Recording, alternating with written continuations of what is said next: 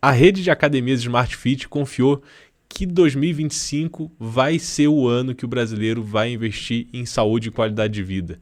A rede fez uma ampliação tremenda no ano passado, mas a mudança em relação a juros e a inflação no Brasil pode atrapalhar esses planos. E a gente vai contar tudo nesse episódio do podcast Ligando os Pontos.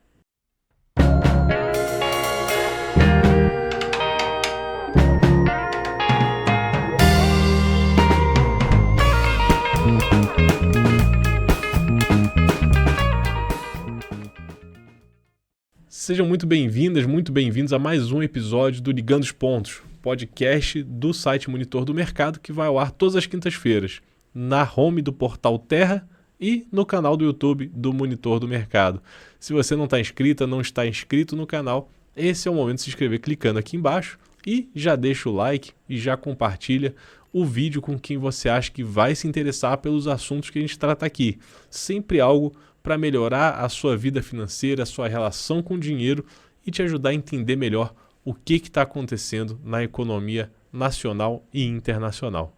Eu sou Marcos Vasconcelos, CEO do Monitor do Mercado, e toda semana trago aqui algum assunto para te ajudar a navegar melhor no mundo das finanças. E nessa semana o assunto é a nossa promessa de ano novo tão tradicional de que nesse ano a gente vai ser mais saudável, né? Não é à toa que os parques aqui de São Paulo estão sempre cheios no começo do ano, tanto pela questão das férias, obviamente, mas se você for no parque de manhã cedo em janeiro, você vai ver um parque cheio de gente correndo e caminhando. E muitas vezes é aquele efeito do Réveillon, né? O efeito da promessa de ano novo.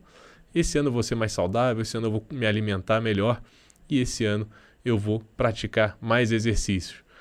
Quanta gente não falou isso? Eu fui um, inclusive, que me comprometi comigo mesmo a ter uma vida mais saudável esse ano. E os parques agora estão cheios de gente caminhando com essa promessa. E quem está apostando também de que o brasileiro vai ser mais saudável nesse ano, vai seguir um estilo de vida mais saudável, é a gigante das academias, a Smart Fit. A rede acabou de anunciar que ela aumentou em 305 academias o seu portfólio. É um aumento de 21% em comparação com 2023. Isso em todo 2024, né? Principalmente no Brasil, no México e em outros países da América Latina. E assim a Smart Fit começa 2025 com 1.743 unidades, sendo que mais de 800 são no Brasil e as outras são na América Latina, em especial no México. E isso não é uma coisa fácil de fazer, né? Isso custa caro. Você acrescentar essa quantidade de academias ao portfólio custa caro. E com isso o endividamento da empresa aumentou em 5,2 bilhões de reais no terceiro trimestre de 2024, que é o último dado oficial disponível. Isso é praticamente 45% a mais do que ela tinha de dívida no mesmo período em 2023. Ou seja, em um ano, ela aumentou o endividamento em quase 50%. E por que alguém faz isso? Por que alguém se endivida tanto para abrir novas academias? Porque tem a confiança de que isso vai gerar mais negócio. Ou seja, vale a pena eu tomar essa dívida, já que eu vou gerar mais receita com o que eu estiver fazendo. Seja pelo meu tamanho no mercado, pelo meu porte, ou seja pela renovação de academias já existentes, ou pela compra de marcas concorrentes. Só que fazer uma academia dar dinheiro não tem receita mágica. É treinar funcionário, é ter equipamento novo, é estar em vários lugares, ter vaga e fazer pacote promocional. É o que você vê na academia do bairro, é o que você vê nas grandes redes. E como é que isso vira dinheiro rápido, já que o endividamento foi feito, né, nesse porte? Tá aí que é o desafio. Porque quando a Smart Fit optou por fazer esse crescimento rápido em 2024, ela tinha acabado de passar por 2023, que foi um ano em que as ações dela subiram coisa de 90%. Ou seja, todo mundo estava enxergando que a Smart Fit ia arrebentar de fazer dinheiro para os seus investidores. Os investidores foram comprar ações da Smart Fit em 2023 com vontade, enxergando que ali na frente ela ia vender mais e mais e ser cada vez mais rentável. Em 2024, quando ela começou esse movimento, né, de expansão depois de um bom 2023. E por que o investidor estava com essa sede, né, com essa vontade de comprar ações da Smart Fit? Bom, a gente tinha acabado de entrar no governo petista, né? Foi o primeiro ano do governo do PT, e é um governo focado em aumento do consumo. Com isso declarado, né, pelo próprio governo, o investidor estava enxergando que a Smart Fit ia chegar a novos consumidores, ia ter mais gente consumindo. O mercado fitness brasileiro cresce a passos largos, né? A gente vê muita gente aumentando a qualidade de vida, investindo em alimentação melhor, e a academia faz parte disso, né? E a gente estava vendo esse crescimento. E quando ela faz esse plano de expansão, ela acabou de passar por esse período otimista, e a gente estava enxergando ainda a possibilidade de corte de taxa de juros. Você se endivida, os juros vão baixando, você vai negociando. É uma empresa que aluga muitas lojas também, então você vai renegociando aluguéis e vai ficando otimista, já que o público estaria consumindo mais e o custo da dívida estaria cada vez menor. Mas a Terra gira, o mundo muda e a taxa de juros voltou a subir. E a inflação voltou a subir e a parecer difícil de controlar. Com isso, a perspectiva para o futuro da Smart Fit não é mais tão otimista na visão dos investidores. E por que eu digo na visão dos investidores? Porque o termômetro da visão dos investidores é o preço da ação. Se eles estão otimistas, compram a ação sobe. Se eles estão pessimistas, vendem a ação desce. E no ano passado, a Smart Fit teve um ano terrível para as suas ações. Tá certo que foi um ano difícil para o mercado de uma forma geral, mas o Ibovespa não chegou a 11% de queda, foi 10,3%. E a Smart Fit caiu 35% depois daquela alta bacana de 90% em 2023. E essa questão, né, de ser uma visão do investidor é porque não necessariamente também é a visão dos analistas. Os analistas do BTG Pactual e da XP parecem muito otimistas com os números da Smart Fit.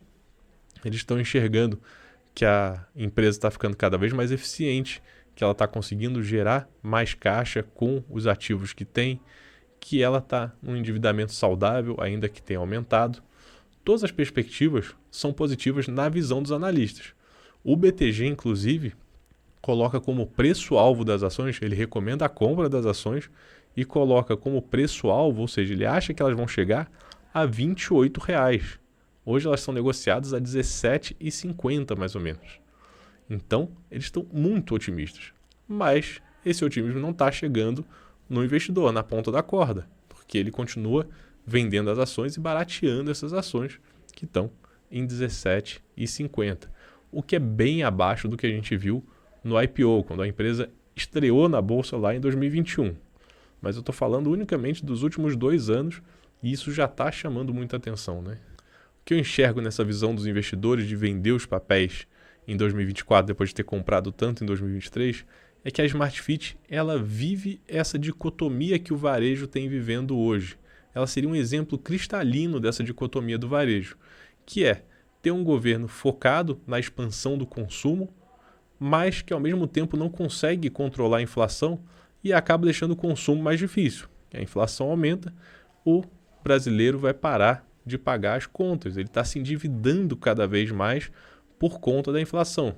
No final do ano passado, a gente chegou a mais um recorde de endividamento entre as famílias brasileiras, de negativados no Serasa. O número de famílias brasileiras endividadas em dezembro foi o segundo pior do ano, ou seja, o ano terminou num pico de endividamento. Claro que existe a dívida de dezembro de renovar matrícula na escola, etc, etc, mas não justifica que a gente termine o ano nessa crescente. O que explica isso é efetivamente a inflação e o aumento dos juros. O dinheiro está mais caro e as coisas estão mais caras para você comprar, seja no mercado, seja nos imóveis. Os contratos estão mais caros de aluguel, por exemplo. Com isso, um governo que incentiva o consumo, mas não consegue deixar esse consumo sustentável, né? Não consegue permitir que esse consumo seja feito por conta do descontrole inflacionário, acaba prejudicando o planejamento dos varejistas. A empresa que aumentou sua dívida para aumentar a sua rede, mas agora dá de cara com uma população que não necessariamente vai poder pagar as contas em dia, a conta da academia, convenhamos que ela é uma das primeiras a ser cortada quando você tem uma dificuldade em arcar com as contas da casa. E como eu disse, né, o aumento da inflação ele não atrapalha só a compra, né, o poder de compra do consumidor final. Ele atrapalha a renegociação dos imóveis que são alugados para colocar academias no meio. Então a gente tem agora uma empresa que vai enfrentar um desafio diferente do que ela se propôs a enfrentar quando ela estava aumentando o seu portfólio de academias. Mas, na visão da empresa, isso tem sido um movimento saudável e ela está se endividando de uma forma saudável, com um crescimento que ela enxerga como positivo. O investidor não viu isso no ano de 2024 como um todo. Ele vendeu mais papéis do que comprou. Os analistas continuam otimistas com os números da Smart Fit, mas a gente vai ver agora um momento em que ela vai ter que enfrentar a dicotomia do varejo, ou seja, se a gente vai ver o brasileiro comprando mais, investindo mais em qualidade de vida, ou se ele vai começar a dever demais e com isso parar de pagar as contas da academia. Esse é um momento de arrebentação para o varejo brasileiro. O varejo precisa enxergar qual vai ser o novo caminho para os consumidores.